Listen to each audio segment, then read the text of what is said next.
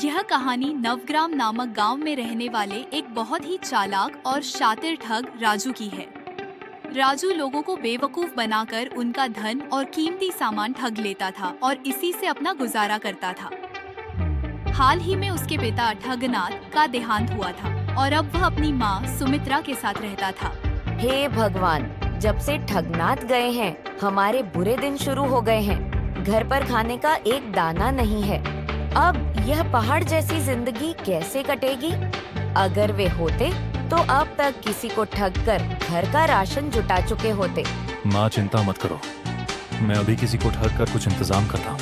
बेटे, तुम कैसे करोगे? तुम्हारे पिता इस काम में माहिर थे। राजू अपनी माँ की बातों को अनसुना करके घर से निकल जाता है। चलते चलते वह एक और गांव शांतिपुर के पास पहुंचता है। वहां उसे एक पेड़ के नीचे दो ठग रघु और मोहन बातें करते हुए दिखते हैं। हाँ, और ऊपर से सारे पैसे भी खत्म हो गए हैं। कुछ करना पड़ेगा। राजू उनकी बातें सुन लेता है और सोचता है, वाह, ये दोनों ठग तो खुद ही शिकार बनने को तैयार है। अब देखता हूँ कि इनसे कैसे निपटूं। राजू उनके पास जाता है और उनके साथ बातचीत करने लगता है। अरे भाइयों, आप लोग काफी समझदार लगते हो। मैं आपसे एक शर्त लगाना चाहता हूँ। बताओ भाई, क्या शर्त है? अगर आप मेरी बात को झूठा मानोगे तो 5,000 रुपए देने पड़ेंगे। ठीक है, बोलो। राजू उन्हें एक अजीब कहानी सुनाता है। एक बार मेरी भैंस गेहूं के खेत में गुम हो गई। फसल कटवाई, फिर आटा पिसवाया, लेकिन भैंस नहीं मिली। जब रोटी का पहला टुकड़ा तोड़ा तो उसमें भैंस की पूंछ का बाल निकला। मैंने बाल खींचा तो पूरी भैंस निकल आई।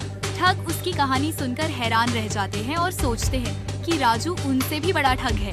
यह तो सच लग रहा है। चलो, इसे ठगने के बजाय इसे अपनी बहन लक्ष्मी के साथ भेज देते हैं।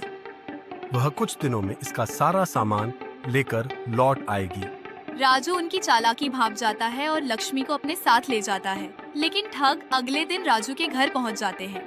अरे, ये तो गरीब आदमी है, इसे ठगने का कोई फायदा नहीं। चलो, इसे पलंग से बांधकर नदी में फेंक देते हैं। राजू उनकी योजना समझ जाता है और एक चरवाहे को अपनी जगह पलंग पर बांध देता है।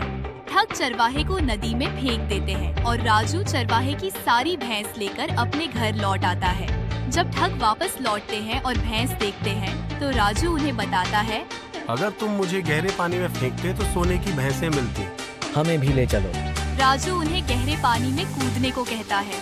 ठग डूबने लगते हैं और माफी मांगते हैं। राजू उन्हें बचा लेता है और वे ठगी छोड़कर ईमानदारी से जीवन बिताने का वादा करते हैं। किसी को ठगने से पहले सोच लो कि सामने वाला तुमसे भी चालाक हो सकता है। अगली मजेदार कहानी के लिए इस चैनल को सब्सक्राइब करना न भूलें।